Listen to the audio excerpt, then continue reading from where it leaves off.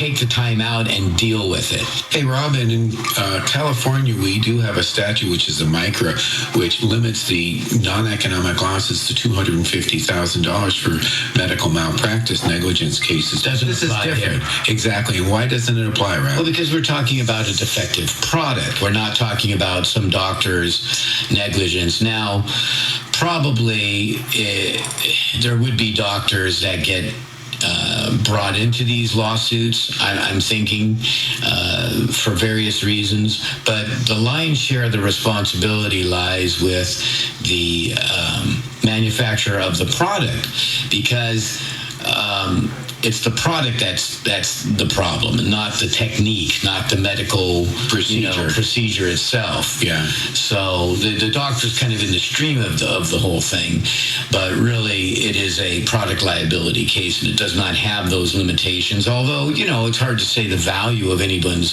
given case. I mean, it has some value for sure because of the way you got to run around and deal with the situation. And you said you had these for about 8 years?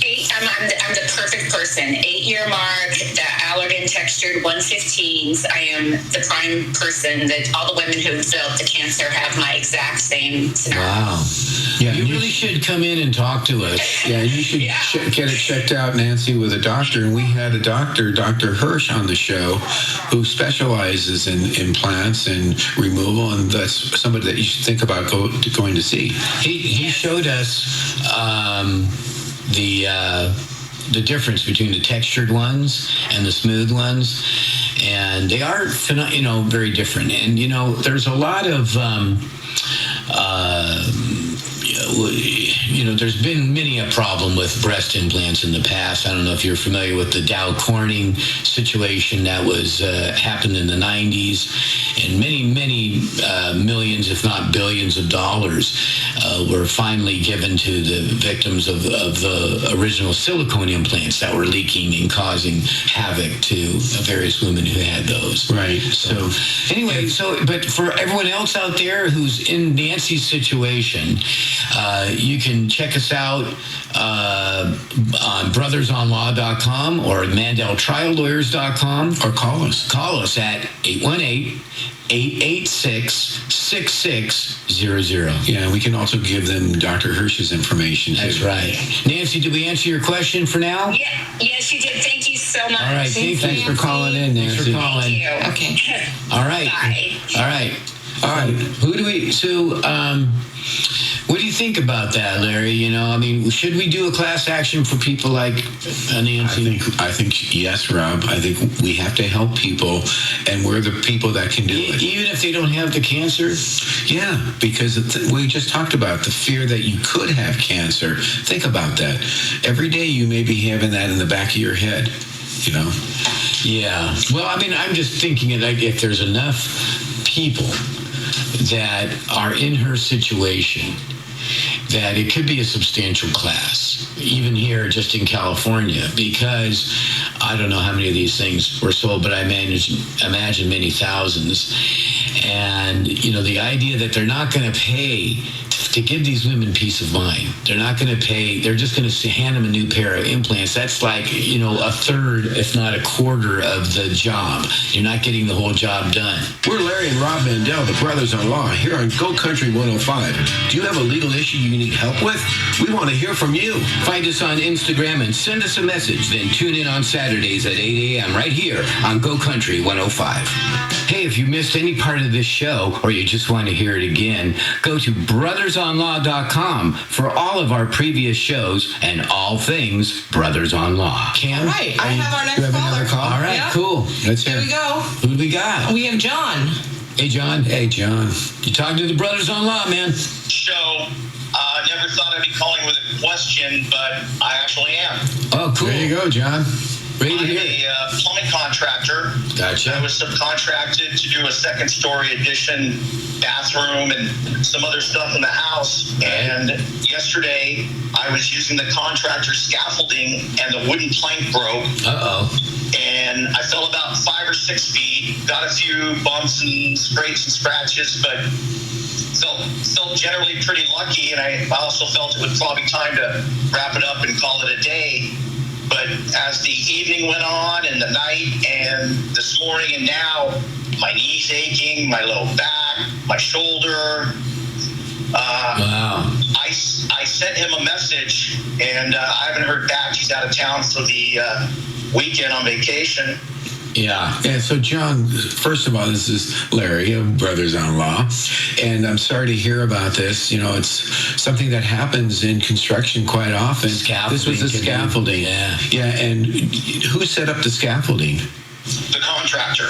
I see. Do you know why it failed?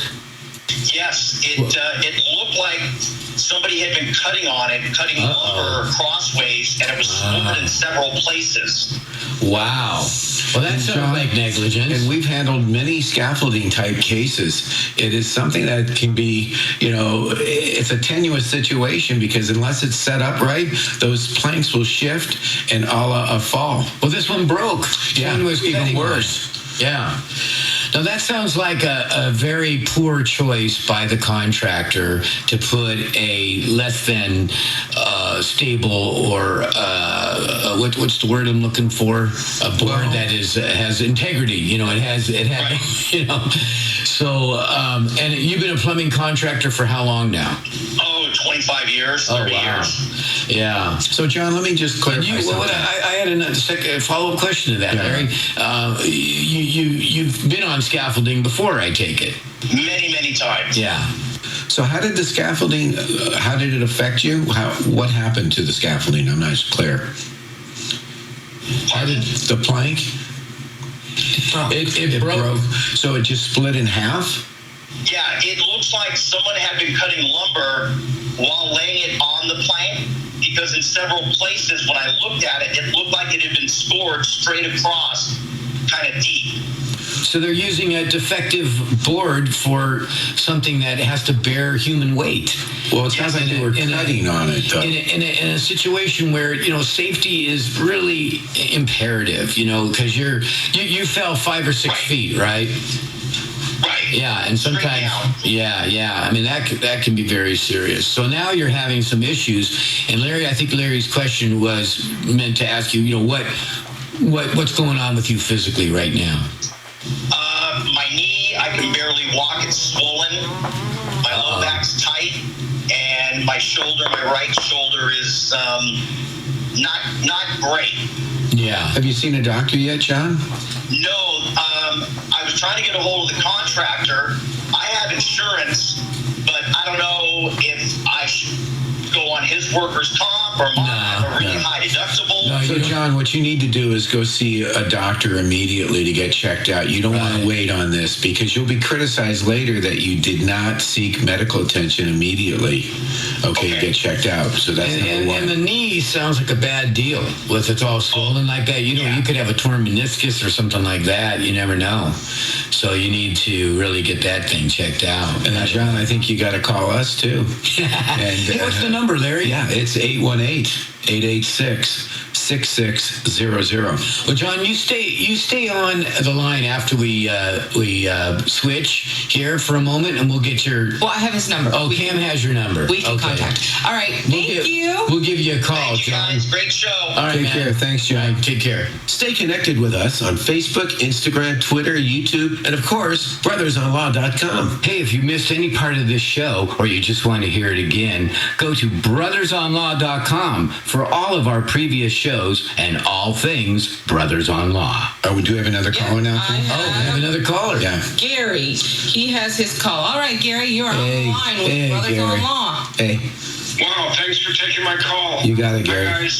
Hey, Gary. I had a question regarding an accident I was in recently, and on that rear-ended, I got hit by a driver on the passenger side of my door. He missed a driveway, Oh, did wow. not see my car, and took out the passenger side door, back door, and tire.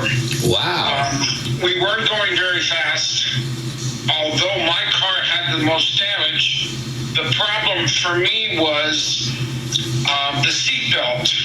I had hip surgery back in April, well on my way to recovery, but getting hit and spun around and torqued into the driver's door the seatbelt cinched into my hip socket. Of course. Yeah. Seems like I was back to square one. Oh, man. Did someone recommend that you have to have an additional surgery now or anything like that? Well, right now I cannot continue doing physical therapy to help get the leg back because the hip is sore. But the hardware that they put in to stabilize the femur is intact, and they don't think that that's a concern. My question is that when I reported the accident to my insurance company and asked about whether I should seek additional advice, the insurance company said that since it was a pre-existing condition, it wouldn't behoove me to go through the expense of getting representation for this injury because they would just default to the fact that it was a previous condition. Wow, John, Gary, that's just blatantly wrong.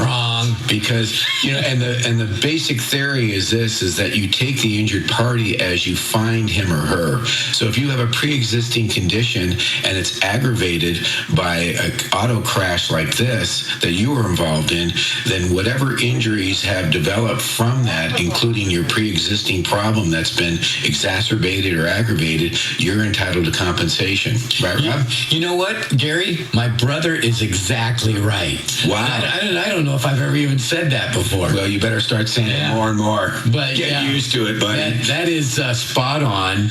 And so this situation that you're experiencing, it sounds like bottom line is you're in pain. Is that right? It's extremely sore, and I live by myself, so I'm able to, or I have to power through it, but it's not comfortable. Oh, man. And you can't tolerate the physical therapy yet? I can tolerate physical therapy in a moderated form, but that physical therapy that the surgeon prescribed to rehabilitate the leg movement. Gotcha. Were you still in that process from the April surgery when the accident occurred? I had progressed enough to leave the walker, and I was using a cane, and now I got to a position where the physical therapy was going to rehabilitate my leg, my knee, and get me back to a normal gait, hopefully losing the cane. Right. But after the accident, the hip area, not necessarily the joint, but possibly the joint, is sore enough that I'm not able to start these exercises to rehabilitate the leg. Right. Because the hip is sore, so I feel like I'm in a catch-22. Exactly. And Gary, I don't know what to do. That all flows from this crash, this new incident. Right. So Gary, let me ask you this: have the doctors run any tests like MRIs or X-rays to see if there's been any changes to your hip? Yes, they did. They did X-ray the leg and the hip and confirmed that the hardware, which is a polite name for the pins and rods that they put into my femur to stabilize the leg, hadn't been affected. So the integrity of the surgery is there, but you're back to square one in terms of the rehab. And are you back using a walker?